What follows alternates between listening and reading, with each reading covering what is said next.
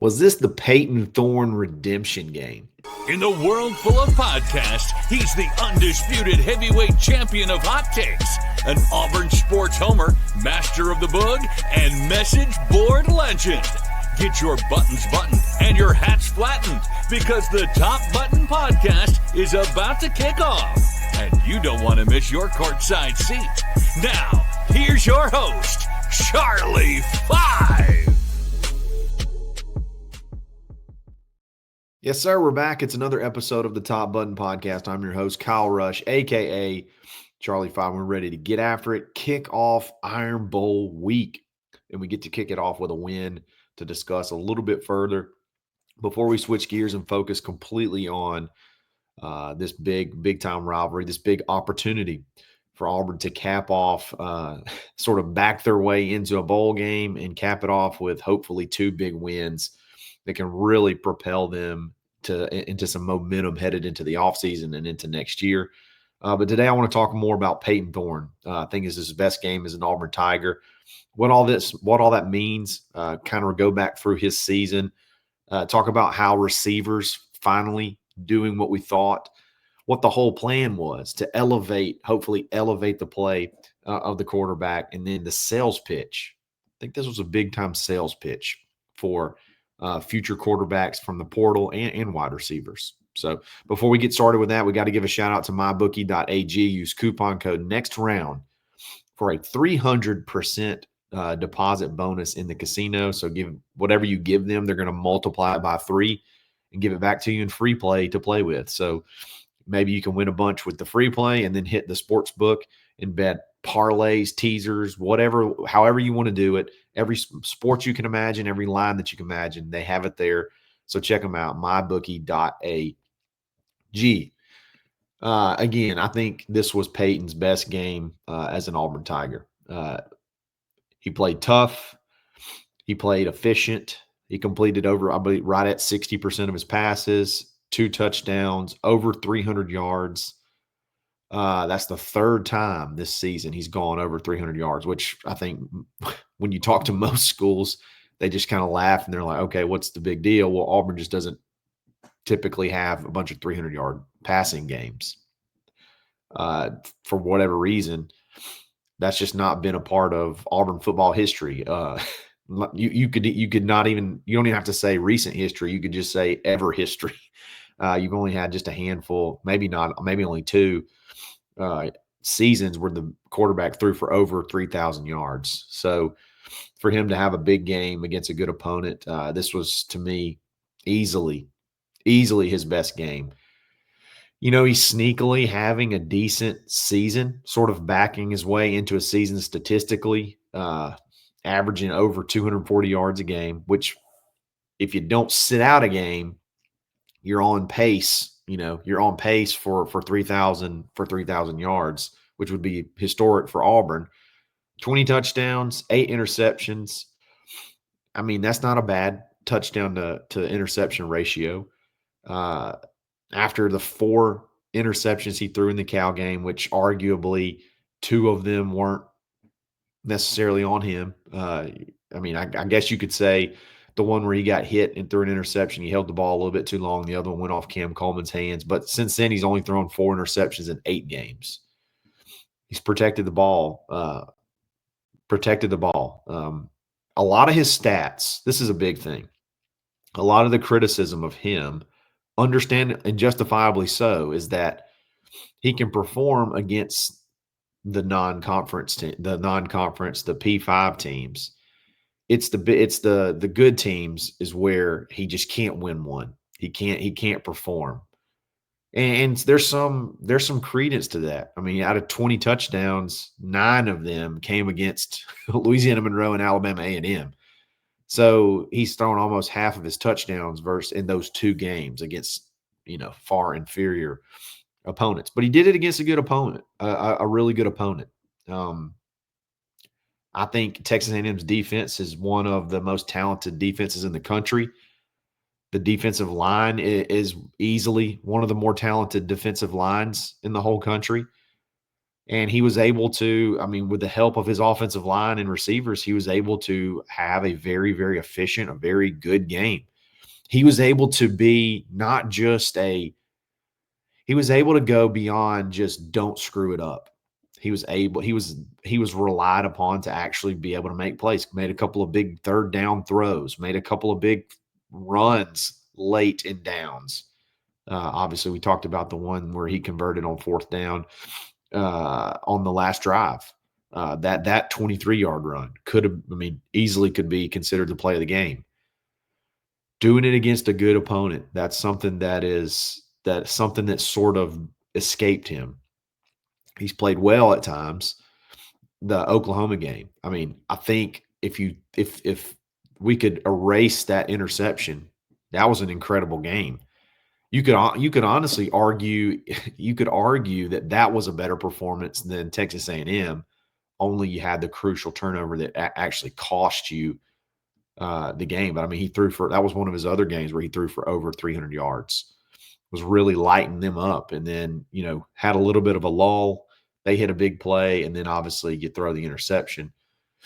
If you win that game, it's a toss-up really between which game was his best game. I still lean towards Texas A&M because of all the things they had riding on that game.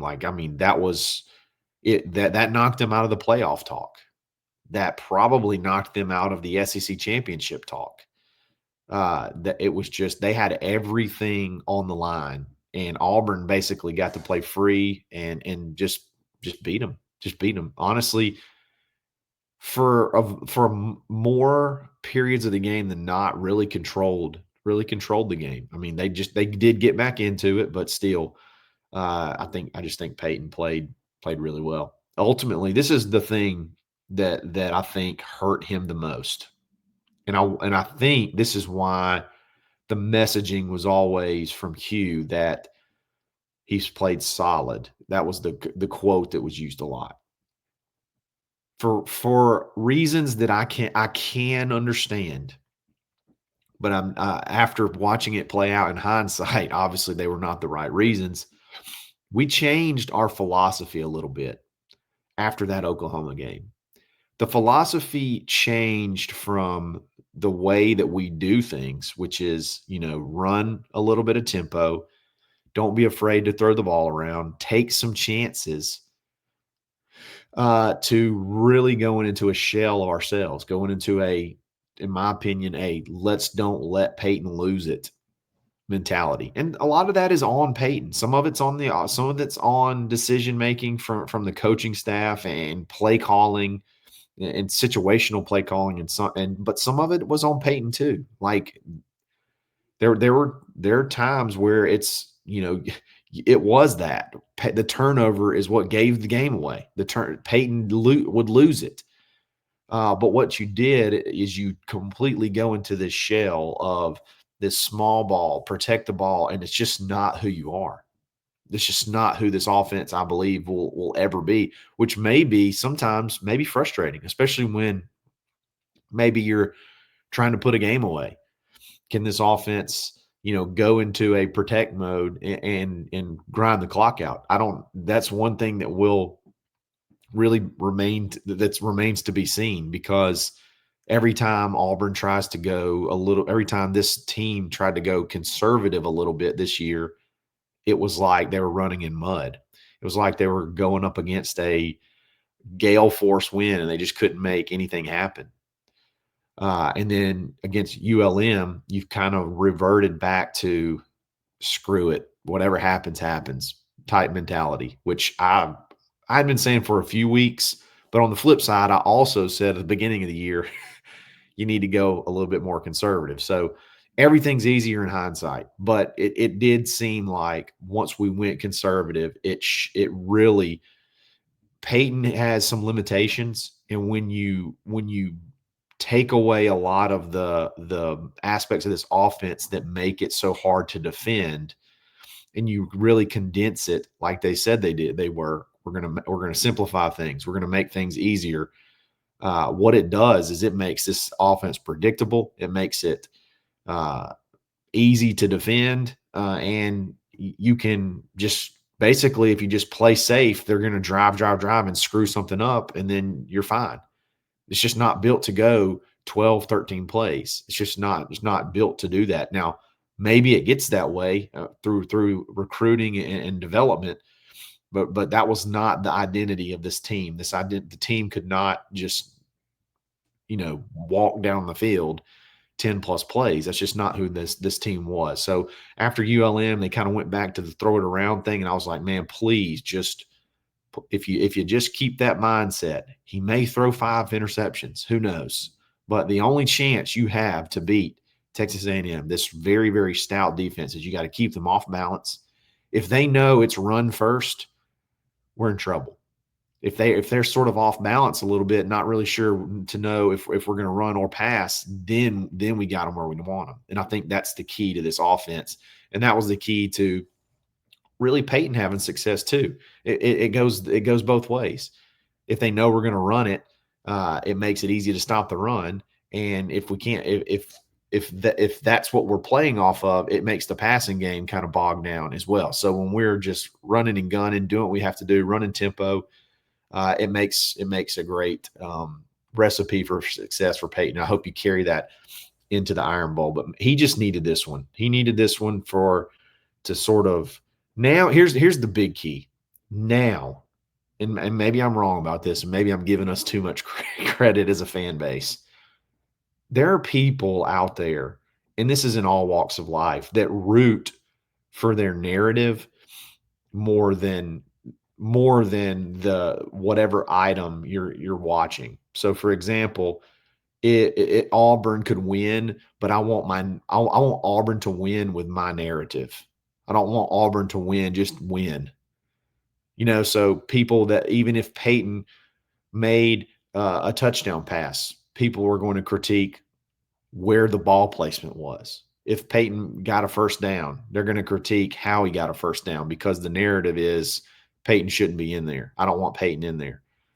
But now that he won this game, I really think for the first time in maybe multiple years, and I could be wrong. Again, I may be giving us too much credit. I think Auburn, we can go into that Iron Bowl and just hope to win. I don't think it's going to be you need to bench Payton. You need to start Hank. You need to do this. You need to get rid of Payton. Payton sucks, all this kind of stuff. I don't think it's going to be that because of this win. I think everybody can just sort of get behind the team and hope that they can go into Tuscaloosa and pull off the upset with no narratives. And I think that's fun. To me, that 2 years ago when Harsin was fired, those last 3 games were very freeing because there was no narrative. You just wanted to win. And I think that's what I think that's where we're going to be as a fan base going into this Iron Bowl because of that win against Texas A&M. And I think that's going to be a much more entertaining way to watch the game. So, again, I think this was his best game. He really needed it. Auburn really needed it. And I think it was beneficial to a lot of aspects of the future as well. Receivers. Last year we talked about the argument for keeping Payton, the argument for not overspending and building around is that if we can get talent that surrounds him, if we get talent that can surround him, it will elevate his play. And, common sense wise, if you're just walking the logic out, it makes sense. But because you could think about several games last year, I can think of a particular scenario. Brock Bowers scores for Georgia to take the lead. And Payton has to take us down the field. And there were multiple opportunities to make plays as receivers, and they couldn't do it. And they were, again, catchable, not necessarily crediting them with drops, but catchable plays to be made. And we didn't have the talent at the time to make those plays. Fast forward and you look at some of the catches that were made in that Texas A&M game and really throughout the season, receivers can really elevate your quarterback play. Think about some of the catches from the game. Obviously, the 2-point conversion catch at the end is one to remember. The Keandre Lambert-Smith, another catch from him was when the game's tied and Auburn needed to gain some momentum back, and he had the 44-yard rollout pass catch where he caught it on top of somebody. One catch that's going to be forgotten, which really got everything going, was on a free play on the very first drive of the game. Cam Coleman with the back shoulder adjustment on the free play and the catch around the 3 or 4 yard line. I just don't know that we had those guys last year, and you're starting to not only did you bring them in this one class, but I think you got the opportunity to stack them up in this coming class. When you look at guys like Derek Smith, and you look at some of the highlights he can make, some of the highlights he made in his last playoff game, receivers can absolutely elevate play, and that's something that this game helps sort of, I guess, magnify. So it's a really good recruiting tool for that. I think it's also a really good recruiting tool and a good sales pitch for the future. Look at who you get to come possibly throw to. You got Malcolm Simmons, who's a spark plug. You got Cam Coleman, who sort of he's a freak of nature. They talked about it. And, I think Payton said after the game, when I first saw him run around, it's like, there's no way this kid's only 18 years old.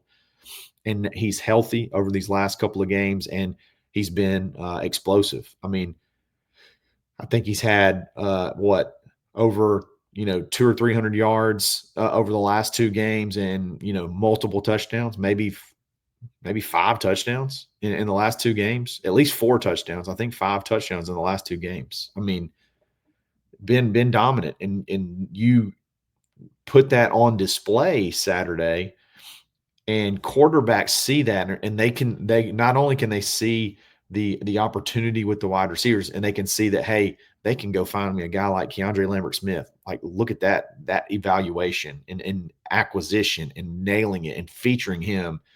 Even if I think they're not quite there all the way as far as a complete wide receiver room going into next year, they show the ability to be able to go find somebody that, what they did 2 years ago, that was kind of, flukish. They've got their personnel in place now, and they're nailing these evals. So it's just, that game was big for Payton, but it was just so big for Auburn in so many ways. So many ways. So I think when you're trying to sell to, a high school quarterback, when you're trying to sell to a portal quarterback, they can see things that we don't see. They can see some of the limitations Payton has, and he could have been on pace for 3,000 yards had he not been benched, which I totally understand why he was benched. I mean, you throw 4 interceptions, stacked on top of the way you performed last year at times. Like, I totally understand why he got benched, but they can see the limitations, and they can see where they may be a little bit better than him. And like, man, if this guy can do this, screw the wins. Look at the numbers that he's put up. Look at the plays they're asking him to execute. If you put me in those positions, what does it look like? I feel like I can perform even better. So I just think, number one, just for Payton's mental, for his mental and being able to, sort of exercise some demons and get the monkey off of his back. It was big. It's big for Auburn to go into this Iron Bowl with no narratives. I think we just go in trying to win, and that's it. That's the end of the story. We just want to win. Not going to talk about who needs to play quarterback, who needs to do this, who needs to do that. We just want to win. And then this sales pitch, man, the sales pitch for the future, it's big. It's big. Auburn's going to be in a fierce battle, I think, for a portal quarterback, and there's going to be a lot of teams that want portal quarterbacks that need a quarterback. So they're going to have to go up against a bunch, and you're going to have to sell why Auburn's the better spot. And I think that performance on Saturday will go a really, really long way. Hopefully you can piggyback off of it and do it again this coming Saturday. We're going to switch gears We're going to obviously discuss Hugh's press conference today, Tiger Talk, all that stuff, anything that we're developed in recruiting between now and then. But I want to shift gears and really focus on this Iron Bowl. It's Iron Bowl week, and you got to get ready for this big matchup. Hopefully Auburn can somehow squeak out a win and backdoor into bowl eligibility. That'd be a pretty epic conclusion to the season. So we'll jump into that starting tomorrow. Guys, I really appreciate it. Again, if you like this video, like it. If you like this channel, subscribe to it. We're going to be back every single day this week. It's Iron Bowl week. We got to get crunk. We got to get ready to go because we need this win on Saturday. This is another episode of the Top Button Podcast. Stay buttoned. Thanks for listening, and drive home safely.